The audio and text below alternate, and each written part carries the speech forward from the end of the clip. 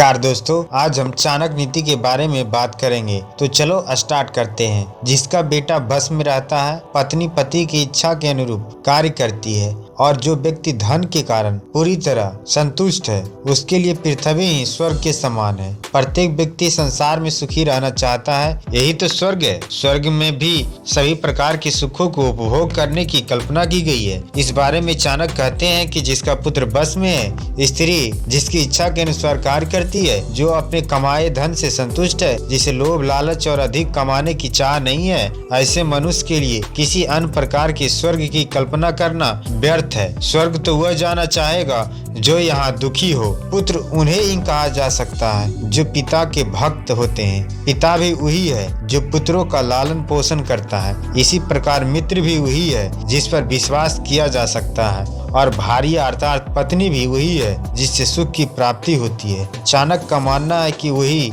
गृहस्थ सुखी है जिसकी संतान उसके बस में है और उसकी आज्ञा का पालन करती है। यदि संतान पिता की आज्ञा का पालन नहीं करती तो घर में कलेश और दुख पैदा होता है। चाणक्य के अनुसार पिता भी कर्तव्य है कि वह अपनी संतान का लालन पोषण भली प्रकार से करे। जिसने अपने कर्तव्यों से मुंह मोड़ लिया हो, उसे पुत्र से भी भक्ति की आशा नहीं करनी चाहिए। इसी प्रकार मित्र के विषय में चाणक्य का मत है कि ऐसे व्यक्ति को मित्र कैसे कहा जा सकता है जिस पर विश्वास नहीं किया जा सकता, और ऐसी पत्नी किस काम की जिससे किसी प्रकार का सुख प्राप्त न हो, तथा जो सदैव ही कलेश करके घर में अशांति फैलाती हो। जो पीठ पीछे कार्य को बिगाड़े और सामने होने पर मीठी मीठी बातें बनाए, ऐसे मित्र को उस घड़े के समान त्याग देना चाहिए जिसके मुंह पर तो दूध भरा हुआ है परंतु अंदर विष हो। जो मित्र सामने चिकनी चुपड़ी बातें बनाता है और पीठ पीछे उसकी बुराई करके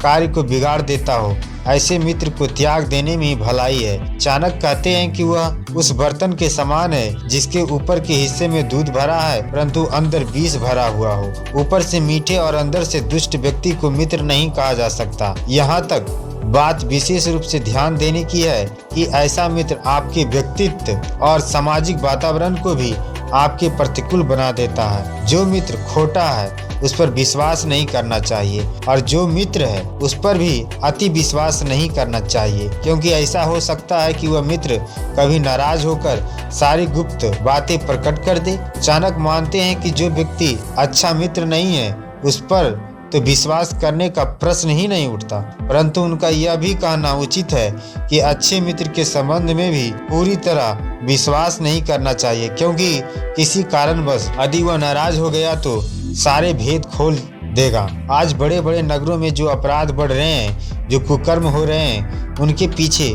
परिचित व्यक्ति की अधिक पाए जाते हैं। घर का भेदी लंका ढाए, यह कहावत गलत नहीं है। जो व्यक्ति अच्छा मित्र बन जाता है वह घर के सदस्य जैसा हो जाता है। व्यक्ति भावुक होकर उसे अपने सारे भेद बता देता है। फिर जब कभी मन मुटाव उत्पन्न होते हैं तो वह कथित मित्र की सबसे ज्यादा नुकसान देने वाला सिद्ध होता है। ऐसा मित्र जानता है आपके मर्म स्थल कौन से हैं। घर में काम करने वाले कर्मचारी के बारे में भी इस प्रकार की सावधानी रखना आवश्यक है। मन से सोचे हुए कार्य को वाणी द्वारा प्रकट नहीं करना चाहिए, परंतु मन पूर्वक भली प्रकार सोचते हुए उसकी रक्षा करनी चाहिए और चुप रहते हुए उसी सोची हुई बात को कार्य रूप में बदलना चाहिए। आचार्य चाणक्य कहते हैं कि व्यक्ति को कभी किसी को अपने मन का भेद नहीं देना चाहिए। जो भी कार्य करना है उसे अपने मन में रखे और समय आने पर पूरा करे। कुछ लोग किए जाने वाले कार्य के बारे में गाते रहते हैं, इस प्रकार उनकी बात का महत्व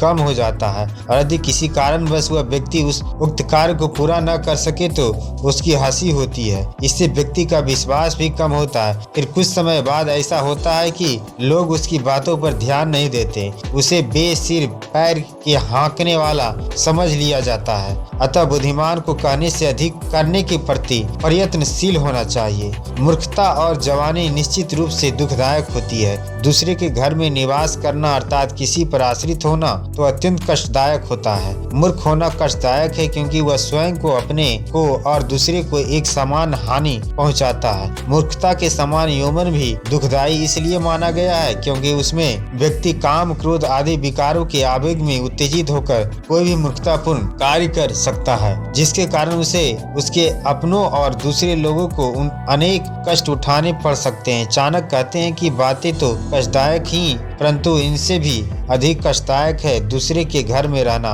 क्योंकि दूसरे के घर में रहने से व्यक्ति की स्वतंत्रता समाप्त हो जाती है, जिससे व्यक्तित्व पूर्ण रूप से विकास नहीं हो पाता है। सभी पहाड़ों पर रत्न और मणियां नहीं मिलती, ना ही प्रत्येक हाथी के मस्तिष्क में गजमुक्ता नामक मणि होती है। प्रत्येक वन में चंदन भी उत्पन्न नहीं होता। इसी प्रकार सज्जन पुरुष सब स्थानों पर नहीं मिलते। आचार्य चाणक्य के अनुसार प्रत्येक स्थान पर सब कुछ उपलब्ध नहीं होता। विशिष्ट वस्तुएं विशेष स्थानों पर ही होती है, उन्हें वहीं ढूंढना चाहिए और उसी के अनुसार उनका मूल्यांकन भी करना चाहिए। माणिक एक लाल रंग का बहुमूल्य रत्न होता है जो सभी पर्वतों पर अथवा खानों में प्राप्त नहीं हो सकता। ऐसी मान्यता है कि विशिष्ट हाथियों के माथे में एक बहुमूल्य मोती होता है। जब जंगलों और वनों में चंदन के वृक्ष जिस प्रकार नहीं मिलते, उसी प्रकार सज्जन व्यक्ति भी सभी स्थानों पर दिखाई नहीं देते, अर्थात श्रेष्ठ वस्तुएं मिलने दुर्लभ होती है। बुद्धिमान लोगों को चाहिए कि वह अपने पुत्र और पुत्रियों को अनेक प्रकार के अच्छे गुणों से युक्त करे, उन्हें अच्छे कार्यों में लगाए, क्योंकि नीति जानने वाले और अच्छे गुणों से युक्त सज्जन स्वभाव वाले व्यक्ति कुल में पूजनीय होते हैं। चाणक्य कहते हैं कि बचपन में बच्चों को जैसी शिक्षा दी जाएगी, उनके जीवन का विकास उसी प्रकार का होगा। इसलिए माता पिता का कर्तव्य है कि वे उन्हें ऐसे मार्ग पर चलाए जिनसे उनमें चातुर्य के साथ साथ शील स्वभाव का भी विकास हो। गुणी व्यक्तियों से ही कुल का शोभा होती है। थैंक यू दोस्तों। कैसा लगा वीडियो हमारा? लाइक, कमेंट और सब्सक्राइब करके इसका जवाब देना।